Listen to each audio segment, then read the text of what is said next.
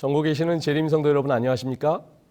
2022년 제2기 창세기 교과 해설에 오신 성도님들을 환영합니다. 오늘 저희가 함께 살펴볼 교과는 제7과 아브라함과 맺은 언약입니다. 이번 주 연구 범위는 창세기 15장에서 19장의 말씀을 중심으로 화면에 보시는 것처럼 그 밖의 성경 말씀과 함께 교과를 살펴보도록 하겠습니다. 먼저 기억절을 함께 봉독해 보시겠습니다. 이번 제7과의 기억절은 창세기 15장 2절의 말씀입니다. 우리 함께 봉독해 보실까요? 시작. 아브라함이 이르되 주 여호와여 무엇을 내게 주시려 하나이까? 나는 자식이 없사오니 나의 상속자는 이 다메섹 사람 엘리에셀이니이다. 미국에 아들라이드 에디슨 폴라드라는 여인이 있었습니다. 보스턴에서 대학 교수로 일을 하다가 기도하면서 아프리카 선교에 눈을 뜨고 선교사가 됩니다. 그리고 아프리카 선교를 위한 후원금을 마련하기 위해 애를 썼는데 이것이 뜻대로 잘 되지 않았습니다. 게다가 건강도 좋지 못해서 크게 낙심했습니다. 그러다가 어느 날 한 작은 교회의 기도회에 참석을 하게 되었습니다. 그 기도회에서 폴라드는 한 할머니의 기도 소리를 듣게 되었습니다. 하나님, 우리 삶에 어떤 일이 일어나도 좋사오니 주의 뜻과 섭리만이 우리에게 이루어지게 하옵소서. 그 할머니의 기도를 듣고 폴라드는 그동안 마음에 가득했던 불평과 불만, 또 갈등과 괴로움, 이 무응답에 대한 마음의 상처가 가시는 것을 느꼈습니다.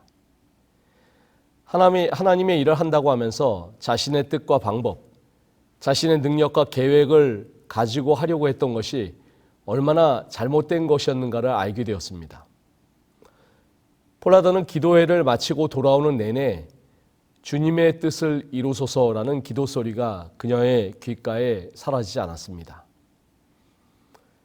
그리고 그날 밤 예레미야 18장 3절로 4절에 있는 말씀, 내가 토기장이의 집으로 내려가서 본즉 그가 농로로 일을 하는데 진흙으로 만든 그릇이 토기장이의 손에서 터지매 그가 그것으로 자기의 의견에 좋은 대로 다른 그릇을 만들더라는 말씀을 묵상하면서 마음에 큰 감동을 받아 찬송시를 새벽까지 써내려 갑니다. 이 찬송시가 바로 우리가 즐겨 부르는 찬미, 주님의 뜻을 이루소서입니다.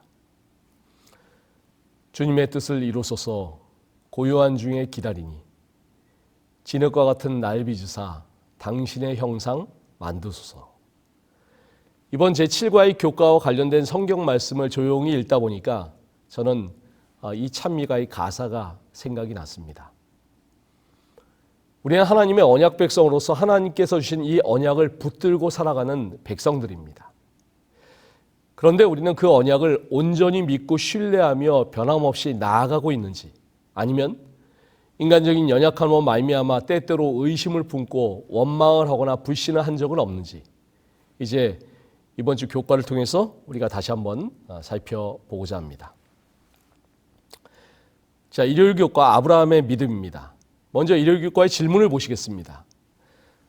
창세기 15장 1절로 21절과 로마서 4장 3절, 4절, 9절, 22절을 읽어보라.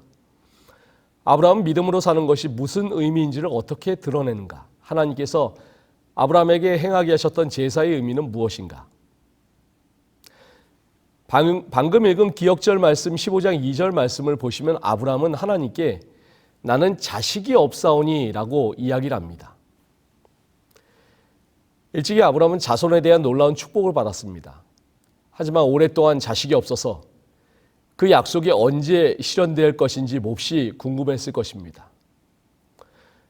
당시의 히브리인들은 자식이 없는 채로 늙어가는 것을 큰 불행과 수치로 여겼고 이것은 아브라함과 사례도 마찬가지였습니다. 자, 3절 말씀해 보시면은 주께서 내게 씨를 주지 아니하셨으니 내 집에서 길린 자가 내 상속자가 될 것이니이다. 여기 재림교회 성경석 1권 302페이지에 보시면은 메소포타미아인의 기록들, 특히 부조시대의 누지 성읍에서 발견된 것들을 보면은 부유하지만 자식이 없는 부부가 그들의 노예 한 사람을 그들의 모든 재산에 대한 상속자요, 또한 노년에 그들을 돌봐줄 사람으로 입양할 수 있었음을 보여준다라고 이렇게 설명을 하고 있습니다.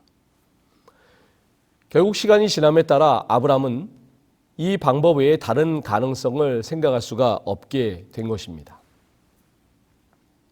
자, 여기 4절 말씀에 보시면은 그 사람이 내 상속자가 아니라 내 몸에서 날 자가 내 상속자가 되리라 하시고라고 말씀합니다. 이 아브라함의 항의 어린 요구에 하나님께서는 이렇게 말씀하시고 그를 밖으로 데리고 나가서 뭐라고 말씀하십니까? 5절 말씀입니다.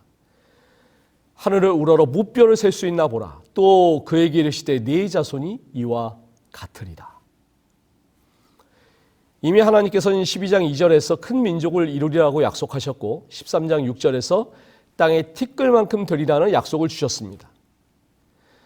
하지만 이전의 약속과의 차이점은 이전의 약속에서는 그 자손이 친자인지 양자인지 분명하지 않았다면 이번 약속에서는 내 몸에서 날 자라고 분명히 말씀하셨다는 사실입니다. 자, 6절 말씀해 보시면은 아브라함이 여호와를 믿으니 여호와께서 이를 그의 의로 여기시고라고 말씀하고 있습니다. 자, 여기서 믿으니라고 번역된 히브리어의 동사형은 헤민인데 이 단어는 아멘이라는 단어와 같은 어근에서 나온 그런 말입니다. 자, 우리 성도님들, 아멘이 무엇입니까? 하나님이 우리의 기도를 듣고 이루어 주시기를 바라는 그 소망을 강조하는 그런 말이죠. 결국 헤미는 하나님의 능력과 약속들에 대한 완전한 신뢰를 표현하는 것입니다. 여기서 의인은 히브리 원어로 체다카입니다. 남성형이 체데크, 여성형이 체다카인데 의미상 큰 차이는 없습니다.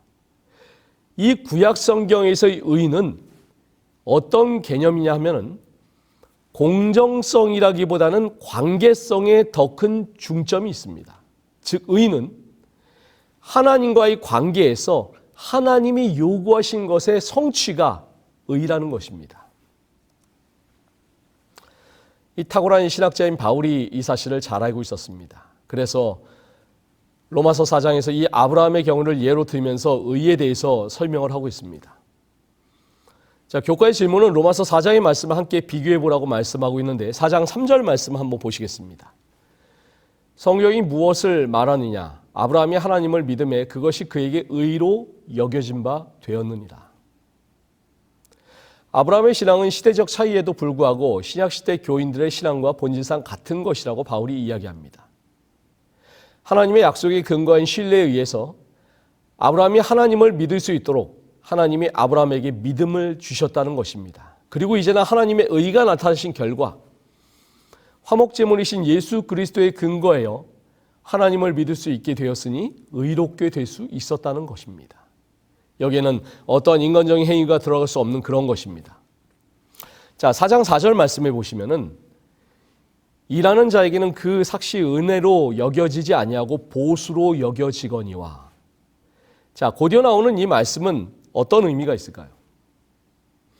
간단하게 말씀을 드리면 유대인들이 믿음의 조상이라고 자부하던 아브라함조차도 그에게 주어진 의는 하나님에 의해서 되어진 것입니다. 그러므로 하나님의 은혜가 아닌 인간과 하나님 간의 정당한 거래로 인간이 하나님 앞에 나아가게 되면은 인간은 오히려 하나님께 갚아야 될 죄의 빚만 늘어나서 파산할 수밖에 없다는 것입니다. 바울은 자기의 노력과 열심의 결과로 의로워진다고 생각하는 유대인들을 대상으로 이 이야기를 하고 있는 것입니다. 자, 9절 말씀을 보실까요? 그런즉 이 복이 할례자들에게나 혹은 무할례자들에게도냐? 무릇 우리가 말하기를 아브라함에게는 그 믿음이 의로 여겨졌다 하노라. 유대인들은 의로워지는 데 있어서 할례를 매우 중요시했습니다. 그런 편견을 가지고 있는 유대인들에게 바울이 이야기합니다. 아브라함이 할례를 받은 시기는 창세기 17장인데 아브라함이 하나님께 의롭다함을 받은 창세기 15장보다 시기적으로 대략 20년 후의 일입니다. 즉 믿음을 의로 여김받았을 때가 할례를 받을 때보다 최소한 20년 이상 앞섰다는 것입니다. 이것은 의롭다고 인정받는 데 있어서 할례가 아무런 역할을 하지 않는다는 것을 강조하는 것입니다. 자, 4장 23절, 24절 말씀을 보시면은 그에게 의로 여겨졌다 기록된 것은 아브라함만 위한 것이 아니요 의로 여기심을 받을 우리도 위함이니 곧 예수 우리 주를 죽은 자 가운데서 살리신 이를 믿는 자니라. 결국 바울은 로마서 4장을 통해서 아브라함이 바랄 수 없는 중에 하나님의 약속이 성취될 것을 믿는 것과 이 신약 시대의 성도와 예수님을 믿는 것은 내용상 동일하다고 이야기하고 있습니다. 다만 아브라함의 믿음은 실현될 약속에 대한 것인 반면에 신약 시대의 성도들의 이 믿음은 성취된 약속에 대한 것이 다르다는 그런 차이점이 있는 것입니다. 자, 창세기 15장 10절에 보시면은 아브라함이 그 모든 것을 가져다가 그 중간을 쪼개고 그 쪼갠 것을 마주 대하여 놓고 그 새는 쪼개지 아니하였으며,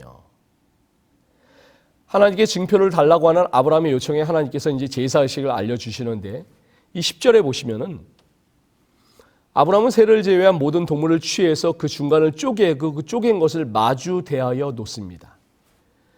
이는 고대의 언약 체결 과정을 보여주는 것인데, 언약을 체결한 쌍방은 희생 제물을 둘로 나누고 그 언약을 체결하는 표로서 쪼갠 제물 사이로 지나가야 했습니다. 상징적으로 볼 때 이 의식은 장차 예수 그리스도께서 이 땅에 오셔서 겪으셔야 할 순환과 희생을 상징한다고 볼 수 있는 것입니다.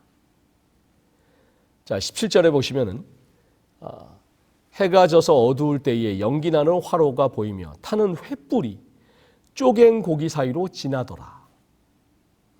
자, 17절은 하나님께서 당신의 언약을 증거하기 위해 아브라함이 준비한 고기 사이로 이 타는 횃불을 지나가게 하시는 그런 내용인데, 이 횃불은 하나님의 현현으로 성경의 여러 곳에서도 사용되는 그런 표현입니다. 하나님의 임재의 상징인 횃불이 지나갔다는 것은 이 언약이 성립되는 것을 나타내는 것입니다. 자, 여기서 특이한 것은 고기 사이로, 이 쪼갠 고기 사이로 지나가는 것은 언약의 당사자인 아브라함과 하나님 양자가 아니라 오직 하나님만이라는 그런 사실입니다. 이는 하나님께서 인간과 맺으시는 모든 언약은 본질적으로 그분의 주권적인 뜻에 의해 맺어지는 그런 언약임을 강조하는 것입니다. 일요일 교과는 영감의 교훈에 있는 화이트부인의 말씀으로 마무리하고자 합니다. 이와 같은 아브라함의 믿음의 행위는 우리의 유익을 위하여 기록되었다. 그것은 하나님의 요구가 아무리 심하고 괴로운 것일지라도 신뢰해야 한다는 큰 교훈을 우리에게 가르쳐주며 자녀들에게 부모와 하나님께 온전히 순종하라는 교훈을 준다. 아브라함의 순종을 통하여 우리는 너무 귀중하기 때문에 하나님께 드릴 수 없는 것은 아무것도 없다는 교훈을 배우게 된다. 네, 월요일 교과로 넘어가겠습니다. 아브라함의 의심입니다. 월요일 교과의 질문을 먼저 보시겠습니다. 창세기 16장 1절로 16절을 읽어보라. 하나님의 약속에도 불구하고 하갈과 동침하기로 한 아브라함의 결정은 무엇을 의미하는가? 두 여인이 믿음의 두 가지 태도를 어떻게 대표하는가? 출산을 못하면 여인의 수치요 저주로 여기던 시대에 아브라함과 사레는 하나님의 약속을 더 이상 기다리지 못합니다. 이때는 아브라함이 고향 갈대아울에서 나와서 가나안에 정착한 지 10년이 지나서 그의 나이가 85세가 되었고 사레는 75세가 되었을 때입니다. 하나님께서 약속을 주신 지 10년이 지났지만은 그 약속된 자손의 소식은 아직도 없었습니다. 10년은 짧은 세월이 아니죠. 사실 10년을 기다린다는 것도 쉽지 않습니다. 부조선지자 144페이지에서는 하나님의 능력에 대한 그의 믿음을 시험하기 위하여 지체되는 일을 허락하셨으나 그는 그 시험을 견디는데 실패하였다라고 말씀합니다. 10년을 기다려왔던 그들이 이제는 더 이상 참지 못하고 인간적인 수단과 방법을 동원합니다. 사레는 당신의 풍습을 쫓아서 자기의 여종을 남편의 그 첩으로 들여보냅니다. 16장 2절 말씀을 보시면 사레는 내가 혹 그로 말미암아 자녀를 얻을까 하노라고 이야기합니다. 이 말은 자녀를 잉태하지 못한 사레가 하나님께서 주신 언약을 무시하고 여종 하갈을 통해서 자손을 얻을 계획을 세우고 있는 상황을 나타냅니다. 이러한 사레의 판단에 대해서 아브라함이 어떻게 합니까? 3절 말씀에 보시면 아브라함이 사레의 말을 들으니라. 자, 여기서 사레의 말, 이 말이라는 말의 히브리어 원어는 레콜인데 이 말은 지속적으로 그 말을 계속해서 해서 그 자극을 일으킨다라는 그런 의미를 가지고 있습니다. 이는 아브라함이 사라의 거듭되는 권고의 그 말을 듣고서 결국에는 거기에 이기지 못해서 행동에 옮긴 것을 의미하는 것입니다. 자, 여기서 교과의 저자는 사라와 아브라함 사이에서 일어난 일을 묘사하는 본문은 에덴 동산에서 아담과 하와에게 일어나는 일을 떠올리게 한다라고 이야기를 하고 있습니다. 재림교회 성경 속에서도 아브라함은 사라의 경솔한 제안을 따름으로 아담의 전철을 밟았다. 두 경우 모두 그 결과는 고통과 절망이었고 예상되었던 축복은 저주로 드러난 바 되었다라고 그렇게 이야기를 하고 있습니다. 자, 월요일 교과의 질문에도 나온 것처럼 바울은 갈라디아 4장에서 창세기 16장의 이 기사를 언급하고 있습니다. 자, 갈라디아 4장 23절 말씀에 보시면은 여종에게서는 육체를 따라 낳고 자유 있는 여자에게서는 약속으로 말미암았느니라. 바울은 아브라함과 사라의 불신 때문에 하나님의 약속과 상관없이 인간적인 방법으로 태어난 사실을 이야기합니다. 약속으로 말미암았느니라는 말씀은 아브라함과 사라에게 약속의 씨가 태어날 것을 언약한 하나님의 약속을 말하는데, 하나님은 인간의 불신에도 불구하고 하나님의 은혜와 의지로 그 약속을 신실하게 이행하셨다는 그런 것입니다. 자, 4장 24절 말씀해 보시면은 이것은 비유니 이 여자들은 두 언약이라고 말씀합니다. 자, 아브라함의 두 아들 이스마엘과 이삭을 낳은 두 여인은 두 언약에 비유할 수 있는데, 이 계집종인 하갈은 그 낳은 자식을 종이 되게 만드는 구실밖에 할 수 없으므로 옛 언약에 비유합니다. 옛 언약인 율법 아래에 있는 사람들은 모두 율법의 정죄 아래 죄의 종이 되기 때문입니다. 하지만 사라는 아브라함의 본처로서 자유로운 신분이고, 그녀가 낳은 아들은 자유의 신분을 가지고 아브라함의 상속자가 되기 때문에 새 언약에 비유할 수가 있는 것입니다. 자, 그러면서 25절, 26절 말씀 가운데 이 말씀을 한번 보시기 바랍니다. 이 하갈은 아라비아에 있는 신의 산으로서 지금 있는 예루살렘과 같은 곳이니 그가 그 자녀들과 더불어 종노릇하고, 26절입니다. 오직 위에 있는 예루살렘은 자유자니 곧 우리 어머니라. 자, 여기 두 예루살렘이 나옵니다. 25절에 지금 있는 예루살렘은 당시 유대 율법주의자들이 본부로 삼고 있던 예루살렘을 가리키는 그런 말입니다. 이 예루살렘에 있는 율법주의자들은 율법의 완성이신 그리스도를 영접하지 않으므로 여전히 율법 아래에 있는 종의 신분이라는 것입니다. 하지만 26절에 위에 있는 예루살렘은 우리 어머니다. 이 위에 있는 예루살렘은 무엇입니까? 율법에게 종노릇하는 이들을 해방시키신 예수 그리스도께서 통치하시는 영적 예루살렘입니다. 믿음으로 말미암아 그리스도의 대속적 죽음을 받아들이고 그리스도와 연합한 백성들은 모든 시대에 걸쳐서 이 위에 있는 예루살렘을 어머니처럼 모신 사람들, 새 예루살렘의 백성들이 된다는 것입니다.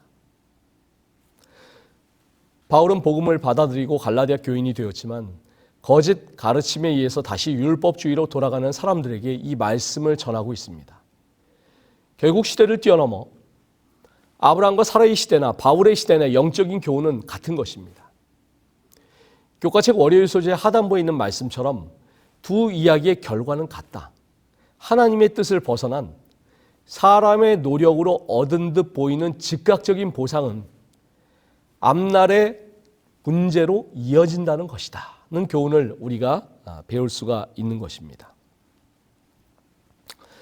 자, 화요일 교과입니다. 아브라함 언약의 표징입니다. 자, 화요일 교과의 질문을 한번 보시겠습니다. 창세기 17장 1절로 19절과 로마서 4장 11절을 읽어보라. 할례 의식의 영적 그리고 예언적 중요성은 무엇인가?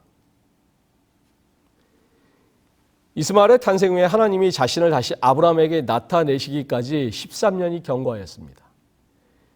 이렇게 오랫동안 지체하신 것은 아마도 가장 좋은 방법과 섭리로 일을 이루시는 하나님을 기다리지 못하는 이 아브라함의 성급함을 고치시기 위함이었을지 모르겠습니다. 자, 17장 2절 말씀해 보시면은 내가 내 언약을 나와 너 사이에 두어 너를 크게 번성하게 하리라. 자, 여기서 그 내 언약은 새로운 언약이라기보다는 이전에 아브라함에게 거듭해서 주셨던 후손과 기업에 대한 그런 약속을 가리키는 것입니다. 나와 너 사이에 세워라는 말은 반복된 약속에다 인중까지 마치는 하나님의 언약이 이제 마침내 실현될 때가 되었음을 시사하는 그런 말씀입니다. 아브라함이 이 말씀을 받은 때가 99세이고 이삭을 낳은 때가 100세이니 이제 이 말씀을 받은 지 얼마 안 있어 사레가 이삭을 잉태하여 그 약속이 실현되었음을 알 수 있습니다. 또 여기 10절 말씀에 보시면은 너희 중 남자는 다 할례를 받으라. 이것이 나와 너희와 너희 후손 사이에 지킬 내 언약이니라. 하나님께서는 아브라함과 당신께서 맺은 이 언약이 너무 중요하기 때문에 날마다 이 약속을 기억하고 잊지 않도록 하기 위해 사람의 몸에 사인을 주셨습니다. 매일 매순간 그것을 보면서 언제나 그 언약을 기억하도록 하시기 위함이었습니다. 그래서 이제 10절에서 할례를 명하시는데 이런 의미에서 할례 예식은 언약과 연관된 책무로 소개가 되고 있는 것입니다. 이 재림교회 성경석 제1권 317페이지에 보시면은 영적인 이스라엘에게는 침례가 언약의 표징이었듯이 육적인 이스라엘에게는 할례가 언약의 표징이었다라고 설명하고 있습니다. 할례는 문자적인 의미가 잘라내다라는 말인데 남자의 포피를 잘라내는 그런 의식입니다. 할례는 언약의 표징으로서 남자라면 태어난 지 8일 만에 받아야 했습니다. 그렇기 때문에 언약은 아브라함뿐만 아니라 그의 가족과 후손들까지 그 영역이 넓혀지는 것이었습니다. 자, 여기 11절 말씀에 보시면은 너희는 포피를 베어라. 이것이 나와 너희 사이의 언약의 표징이니라. 너희의 포피를 베어라는 말씀은 정화의 의미와 부정과 더러움을 멀리한다는 의미를 가지고 있습니다. 할례 의식은 당시 이미 중동 지역에 널리 퍼져 있던 그런 성년 의식이었습니다. 그러나 하나님께서는 이 아브라함의 언약에 관련하여 이러한 의식에 특별한 종교적인 의미를 부여하셨습니다. 그것은 첫째, 옛사람을 벗어버리고 육신적인 죄와 부정을 떨쳐버린다는 정결의식의 상징적인 표현이고, 둘째로 거듭난 새 생명의 정화를 상징하기 위해서는 생명의 번식기관인 생식기의 성별과 성화가 요청된다는 그런 의미인 것입니다. 저자는 창세기 17장을 로마서 4장 11절과 연관지어서 보라고 이야기합니다. 자, 로마서 4장 11절 말씀 한번 보실까요? 그가 할례의 표를 받은 것은 무할례 시의 믿음으로 된 의를 인친 것이니 이는 무할례자로서 믿는 모든 자의 조상이 되어 그들도 의로 여기심을 얻게 하려 하심이라. 이 말씀에서 바울은 그동안 문제시되었던 할례의 의미에 대해서 진술하고 있습니다. 유대인들은 할례가 하나님의 백성으로 인정되는 유일한 증표로 믿고 있었지만 바울은 그들의 신학이 잘못되었음을 지적합니다.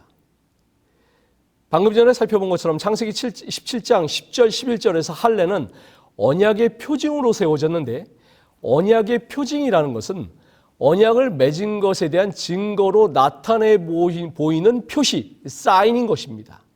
그 언약이 어떤 언약입니까? 하나님께서 자기 백성에 대해 주신 은혜와 사랑의 증표입니다.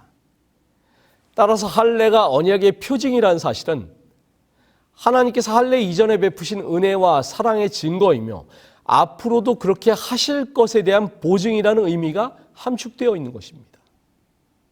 그런데 유대인들은 이와 같은 할례의 의미를 간과하고 겉모양만 취해서 할례 자체만을 중시하였던 것입니다.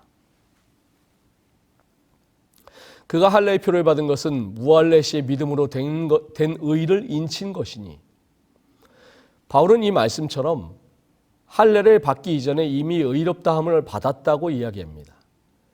자, 여기서 인친 것이니라는 그 말의 헬라어 스프락이라는 인장, 자국을 의미하고 신약에서는 증표의 도장을 찍는 것을 의미하는 그런 말로 사용이 되었습니다. 우리 성도 여러분, 구약의 할례가 오늘 우리에게 무엇으로 대체가 되었습니까? 그것은 침례입니다. 이런 의미에서 침례도 마찬가지예요. 침례도 믿음으로 의롭다함을 받아 하나님의 자녀가 된 것에 대한 사인, 표식이라는 그런 사실입니다. 우리가 흔히들 교회에서 이제 새로운 생명이 침례를 받으면은 뭐라고 많이 얘기하죠? 이제 드디어 하늘 호적에 입적이 되었습니다. 그런 이야기를 많이 하죠. 네. 하늘에 나의 이름이 그 도장이 찍혀지고 사인을 갖다 하는 것입니다. 하지만 침례가 믿음으로 의롭게 되는 것보다 먼저일 수는 없습니다. 화이트보이는 창세기 17장의 기사를 로마서 4장 11절과 연결해서 이와 같이 설명을 하고 있습니다. 이때 아브라함에게 할례 의식이 주어졌는데 그것은 무할례 시의 믿음으로 된 의를 인친 것이었다. 아브라함과 그의 후손들은 하나님을 봉사하는 일에 헌신함으로 우상 숭배자들과는 분리되었으며 하나님께서 그들을 당신의 특별한 보배로 받으신다는 표로서 그것을 준수하도록 되어 있었다. 이 의식을 행함으로 그들은 그들 편에서 아브라함과 세우신 언약의 조건들을 성취할 것을 서약하였다. 자, 여기 17장 5절에 보시면은 이제후로는 내 이름을 아브람이라 하지 아니하고 아브라함이라 하리니 이는 내가 너를 여러 민족의 아버지가 되게 함이니라. 자, 창세기 17장에서 이제 드디어 하나님께서 새로운 이름을 주시는 장면이 등장합니다. 아브라함은 하나님께서 영원한 언약을 세우시면서 주신 새 이름입니다. 또한 아브라함은 하나님이 이름을 바꿔준 성경의 여러 인물들 중에서 최초의 사람이었습니다. 아브라함은 높은 아버지 혹은 존귀한 아버지라는 뜻을 가지고 있는 반면에 아브라함은 아버지, 조상을 뜻하는 아부와 많다라는 뜻의 라부와 풍부하다라는 뜻을 지닌 함이 결합된 말인데 열국의 아버지라는 의미를 가지고 있습니다. 전능하신 하나님께서 아브라함에게 고귀한 언약을 주시면서 열국의 아버지가 될 것이라고 약속하십니다. 자, 또 15절에 보시면은 하나님이 또 아브라함에게 이르시되 내 아내 사레는 이름을 사레라 하지 말고 사라라 하라. 사레는 나의 여주인, 나의 공주를 뜻하는 반면에 사라는 왕후라는 뜻을 가지고 있습니다. 나의 여주인이라는 의미의 사레는 한 가정에 대해서만 주권을 가지는 이름이었는데 사라는 왕후라는 이름을 가지고 온 나라에 영향을 끼치는 그런 의미를 가지게 됩니다. 이는 장차 백성들의 왕이 그녀에게서 태어난다는 뜻을 내포하고 있는 것입니다. 실제로 다윗과 또 예수 그리스도께서 그 혈통을 통해서 탄생하셨습니다. 또한 19절에는 내 아내 사라가 내게 아들을 낳으리니 너는 그 이름을 이삭이라 하라. 자, 이제 19절에서는 태어날 아이의 이름을 이삭이라고까지 지어주시는 장면이 나옵니다. 이삭은 그가 웃다라는 뜻입니다. 그래서 어떤 의미일까요? 아브라함은 훗날 이삭의 탄생 이후에 이제 이삭을 볼 때마다 기쁨의 미소와 웃음을 띠겠지만은 동시에 하나님의 언약에 대해서 불신하며 웃었던 지난날의 과오를 상기하면서 신앙의 경각심을 늦추지 않게 될 것입니다. 자, 우리 수요일 교과를 보시겠습니다. 약속의 아들입니다. 창세기 17장 23절부터 27절은 할례와 관련된 두 번째 기사인데 아브라함의 아름다운 순종의 기사라고 할 수 있습니다. 이제 아브라함은 그 언약의 실현을 고대하면서 23절에 있는 말씀처럼 이날에 그 아들 이스마엘과 집에서 태어난 모든 자와 돈으로 산 모든 자 곧 아브라함의 집사람 중 모든 남자를 데려다가 그 포피를 베었으니 즉각적으로 할례를 실시합니다. 이렇게 할례를 받은 모든 사람들이 열거하는 것은 아브라함의 순종이 즉각적인 것이었을 뿐만 아니라 정확히 하나님께서 말씀하신 대로 행해진 것임을 보여주는 것입니다. 아브라함은 이 명령을 바로 그날에 실천합니다. 집안의 모든 남자에게 할례를 베풀면서 99살의 노인인 자기에게도 이 할례를 시행합니다. 자, 수요일 교과의 질문을 함께 보시겠습니다. 창세기 18장 1절로 15절과 로마서 9장 9절을 읽어보라.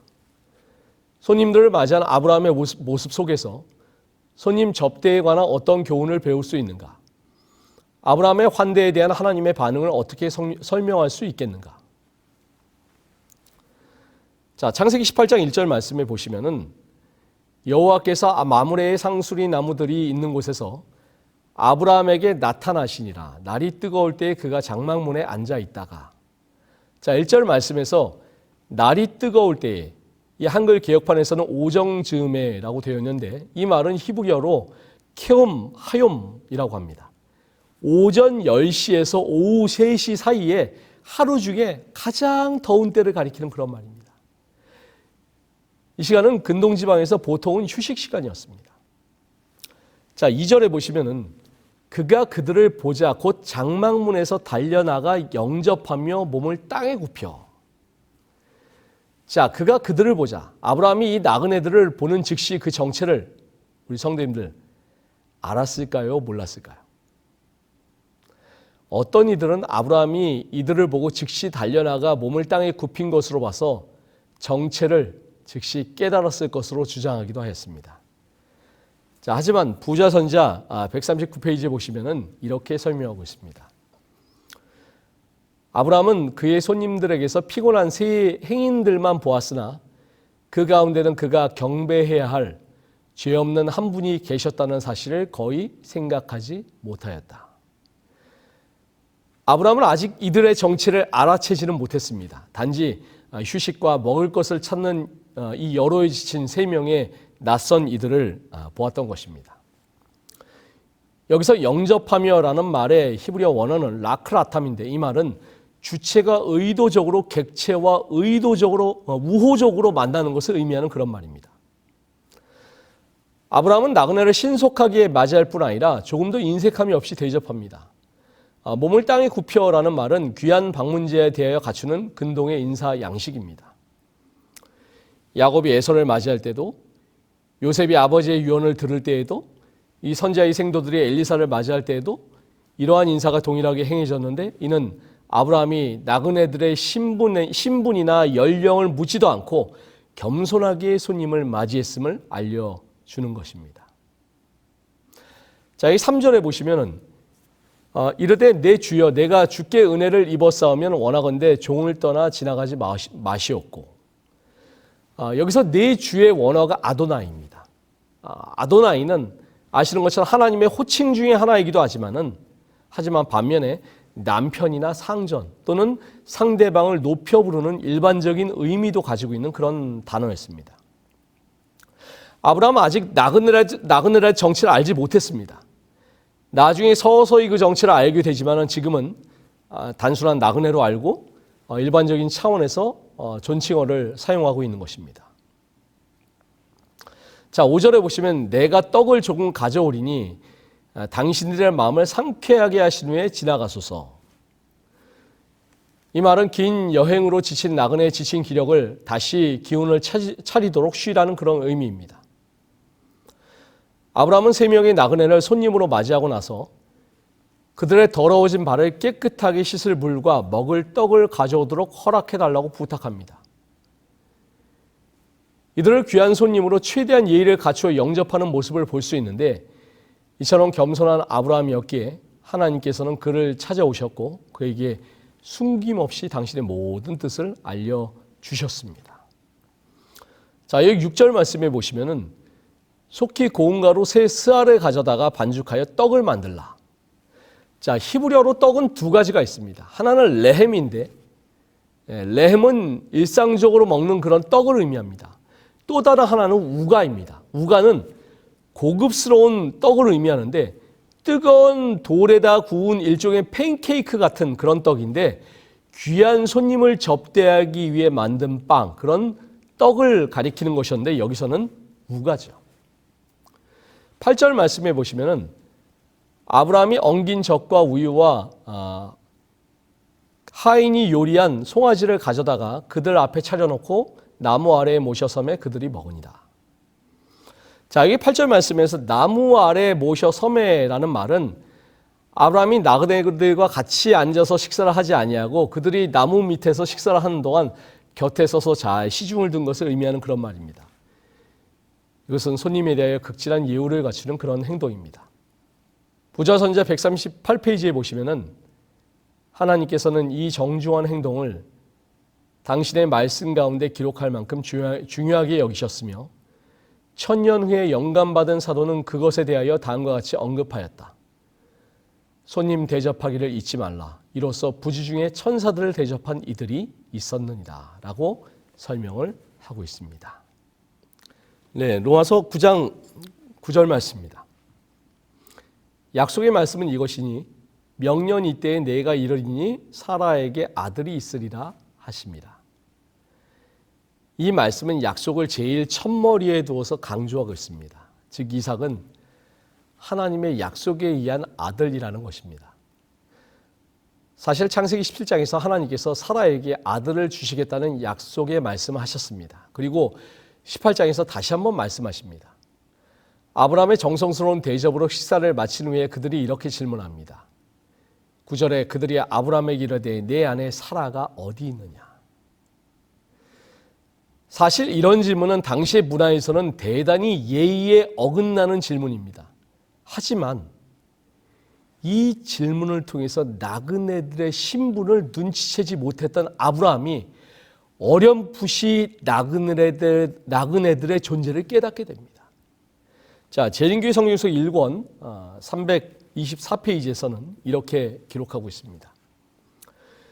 그녀의 이름을 알고 있다는 것을 통해 아브라함은 그의 방문자들이 아마도 인간 이상의 존재이며 그들의 요청을 통해 방문이 그녀와 관계 있음을 암시한다는 것을 눈치챘다. 대화를 계속하면서 그들의 정체는 분명해졌고 반복된 약속을 통해 아브라함은 전에 그에게 5번 나타났던 그분을 분명히 알아보게 되었다. 자, 창세기 18장 10절 말씀입니다. 그가 이르시되 내년 이맘때 내가 반드시 내게로 돌아오리니 내 아내 사라에게 아들이 있으리라 하시니 사라가 그 뒤 장막문에서 들었더라. 여기서 그는 나그네 세 사람 중에 한 사람으로 RSV 성경에서는 주로, 공동 번역에서는 하나님으로 번역을 하였습니다. 이제 하나님께서 당신의 방문 목적을 밝히십니다. 내게로 돌아오리라는 말씀은 지금은 약속만을 가지고 너를 방문하지만 다음에는 약속의 실현을 가지고 다시 찾아오겠다라는 그런 뜻입니다. 12절에 사라가 속으로 웃고 이르되 내가 노쇠하였고 내 주인도 늙었으니 내게 무슨 즐거움이 있으리요. 자, 이전의 계시에서는 아브라함이 웃었는데 이번에는 사라가 웃습니다. 아마도 여기에는 자기의 쓰라린 운명과 상황이 달라질 수 있을까 하는 의심이 표현되었을 것입니다. 이 웃음은 자조 섞인 불신의 쓴웃음이었습니다. 하나님께서 사라의 이러한 태도를 책망하십니다. 하나님께서 자기의 신분을 밝히셨고 전능하신 하나님을 믿는 믿음이 없음을 책망하십니다. 15절에 사라가 두려워서 부인하여 이르되 내가 웃지 아니하였나이다. 이르시되 아니라 내가 웃었느니라. 사라의 두려움은 자기의 속마음이 드러난 것에 대한 두려움이자 단순한 나그네로만 알았던 이의 권능에 대해 느끼는 놀라움이었습니다. 자신의 잘못이나 은밀한 생각 등이 폭로될 때 당혹감 내지는 두려움에 사로잡혀서 거짓말, 변명 같은 것을 늘어놓는 것은 인간의 일반적인 성향인 것이죠. 그런데 하나님이 뭐라고 말씀하십니까? 아니라 내가 웃었느니라. 이 말씀에는 자신의 불신을 거짓말로 은폐해 보려 했던 사라의 경솔하고 어리석은 태도를 책망하는 의미가 담겨 있습니다. 사라가 여기에 대해서 더 이상 변명을 하지 못하고 침묵을 지킵니다. 이것은 하나님의 책망에 온전히 굴복했음을 보여주는 것입니다. 결국 로마서 9장 9절의 말씀은 아브라함과 사라도 번갈아 웃을 정도로 생각조차 할 수 없는 불가능한 상황에서도 여호와 하나님께서 주시는 약속은 확실하고 값없는 은혜인 것을 강조하고 있는 것입니다. 자, 이제 목요일 교과로 가보시겠습니다. 소돔의 롯입니다. 자, 질문을 보실까요? 창세기 18장 16절로 19장 29절을 읽어보라. 아브라함의 선지자적 사역이 롯을 향한 그의 책임에 어떻게 영향을 미치고 있는가? 18장에서는 이삭의 출생에 대한 예언 이후에 소돔의 멸망에 관한 기사가 등장을 합니다. 자, 언뜻 보기에 별 상관이 없는 듯한 이 두 가지 기사가 왜 연이어서 나올까요? 이삭의 출생은 하나님 나라를 실현할 공동체가 태동하는 것을 의미합니다. 반면에 소돔과 고모라는 아브라함 공동체와는 달리 멸망당할 수밖에 없는 세상 나라의 결과를 보여주는 것입니다. 이를 통해서 이 창세기의 저자 모세는 아브라함 가계의 본질을 이야기해 나가고 있는 것입니다. 18장 16절 말씀에 보시면 그 사람들이 거기서 일어나서 소돔으로 향하고 아브라함은 그들을 전송하러 함께 나가니라. 아브라함이 방문자들과 함께 동행합니다. 그리고 사해와 소돔과 고모라가 내려다 보이는 곳에 함께 서서 이제 하나님께서 아브라함에게 소돔과 고모라를 멸하시려는 계획을 알려주십니다. 자, 18장 22절, 23절 말씀을 보시겠습니다. 그 사람들이 거기서 떠나 소돔으로 향하여 가고 아브라함은 여호와 앞에 그대로 섰더니 아브라함이 가까이 나아가 이르되. 자, 천사들은 소돔을 향하여 가고 여호와는 아브라함과 대화를 더 나누시기 위하여 남으십니다. 가까이 나아가라는 말씀의 히브리어 원어는 통회와 예배함으로 그 마음과 심령으로부터 하나님을 향해 나아감을 가리키기 위해서 때때로 사용된 그런 말입니다. 자, 이 22절부터 33절까지는 성경의 전반에 걸쳐서 가장 간절하고 가장 끈질긴, 가장 그리고 인간에 넘치는 사랑의 중보 기도가 등장합니다. 여기서 우리는 소돔과 고모라의 멸망이 만연된 죄악 때문이기도 하지만은 결정적으로는 의인의 부족 때문이라는 사실을 깨닫습니다. 부자선지자 140페이지에서는 이렇게 말씀을 하고 있습니다. 멸망하는 영혼에 대한 사랑이 아브라함의 기도에 힘을 불어넣었다. 그는 저 부패한 도시의 죄는 미워했으나 죄인들은 구원 얻게 되기를 원하였다. 소돔을 위한 그와 같은 깊은 관심은 회개하지 않은 자들을 위하여 우리가 느껴야 할 걱정을 나타낸다. 우리 주위에는 소돔에 임했던 것 같은 무섭고도 절망적인 파멸로 달려가는 영혼들이 많이 있다. 오늘 이 죄악된 세상을 살아가는 우리도 마찬가지로 세상의 타락을 염려해야 하지만 그에 앞서서 먼저 자신이 의로운 사람으로 하나님 앞에 서 있는지를 우리가 늘 점검해야 할 것입니다. 한편 소돔의 상황은 어떠합니까? 소돔 성으로 들어간 두 천사를 롯이 자기 집으로 모셔 잘 접대하고자 할 때 사건이 벌어집니다. 자, 이 19장 5절 말씀에 보시면은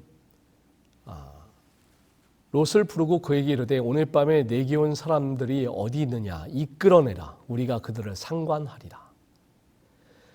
자, 여기서 상관하리라는 말의 원어적인 의미는 성적으로 남녀간에 알다라는 그런 말입니다. 그리고 특별히 여기서는 동성애를 가리키는 그런 말로 사용이 되었습니다.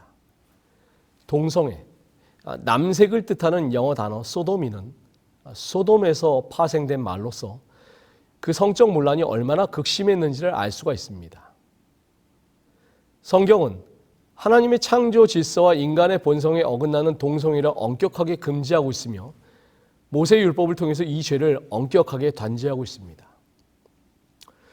소돔성의 죄악을 여기서는 음란 한 가지만 지적하고 있지만 성경은 소돔의 여러 가지 죄를 고발하고 있습니다.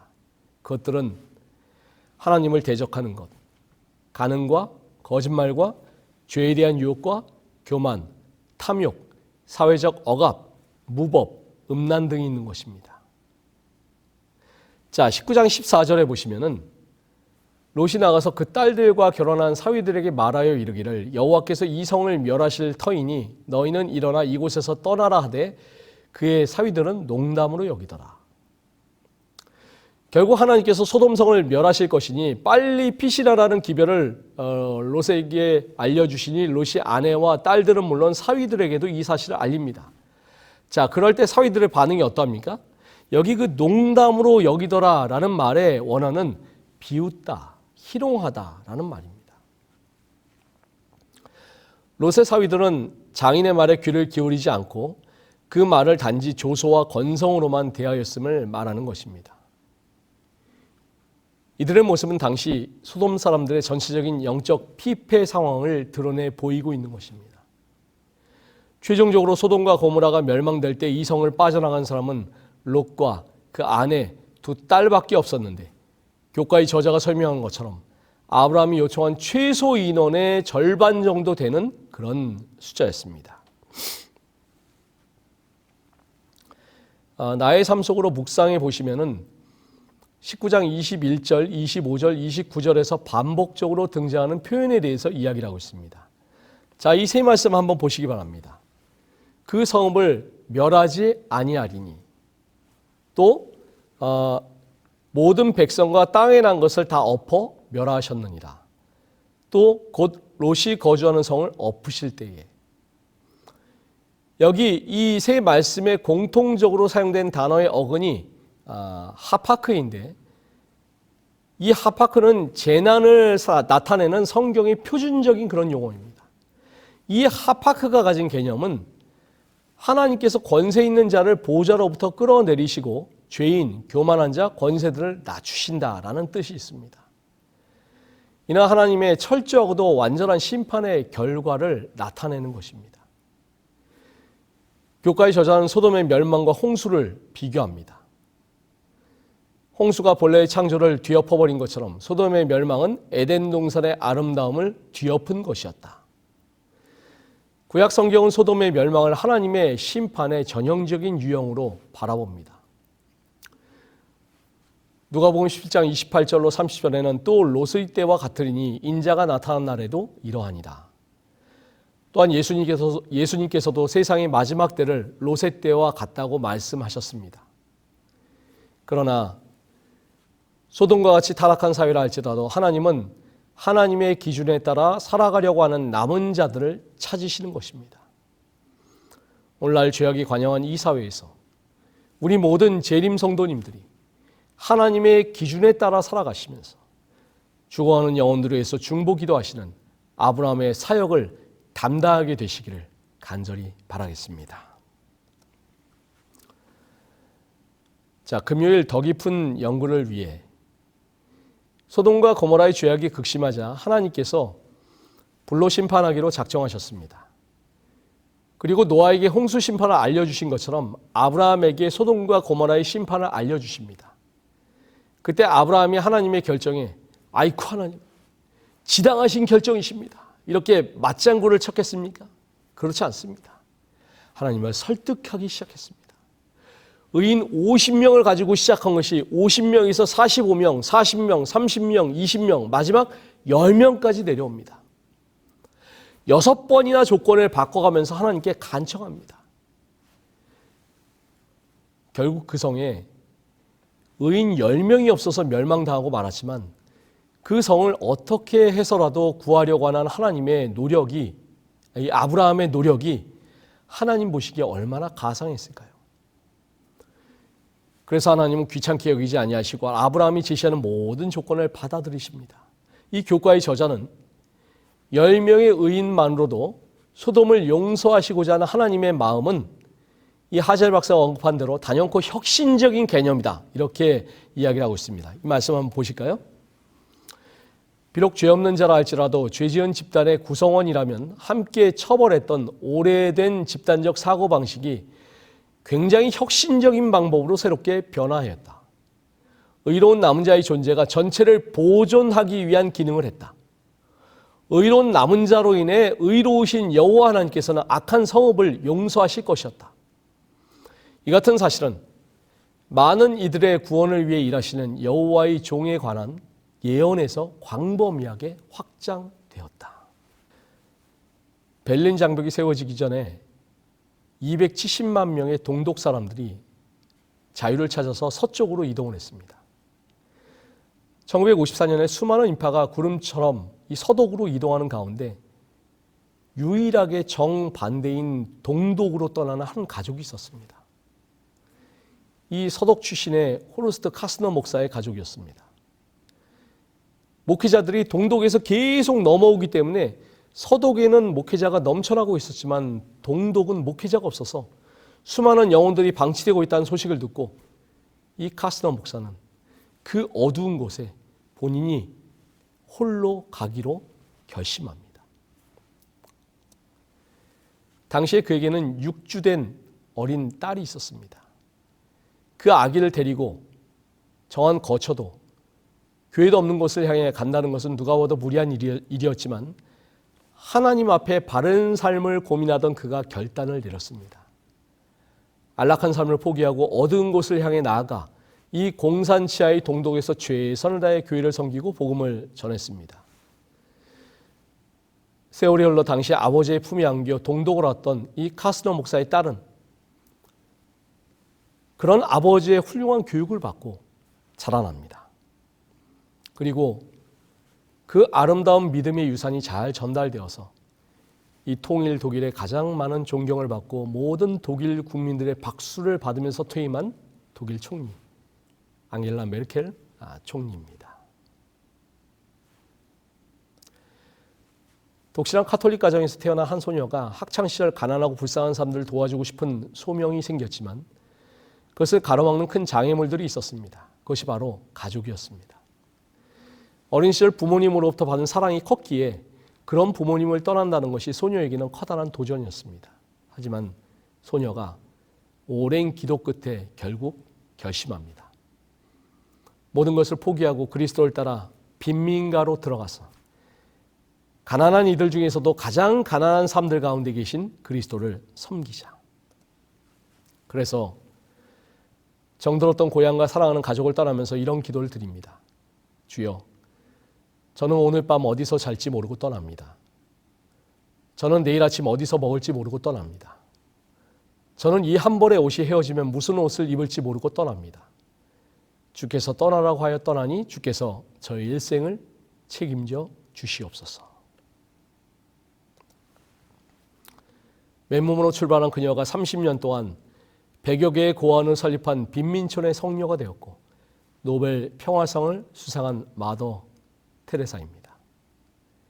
어두운 공산치하의 이 동독의 복음을 전하기에 나아갔던 이 카스너 목사의 결단, 어두운 빈민가를 향해 사랑을 실천하고자 나아갔던 이 마더 테레사의 결단, 어둡고 캄캄한 소돔과 고모라의 영적인 상황을 위해서 중보기도를 드린 이 아브라함의 모습은 시대를 뛰어넘어 모두 같은 모습으로 오늘 우리에게 다가오는 것입니다. 오늘 우리도 노아의 때와 같이 또 롯의 때와 같이 점점 어두워져가는 이 세상을 향해서 우리가 하나님께 중보의 기도를 드리면서 세 천사의 기별을 끝까지 전하고 그리스도의 사랑을 실천하는 그런 믿음의 재림 성도가 되시기를 간절히 바라면서 제7과의 교과에서를 마치도록 하겠습니다. 감사합니다.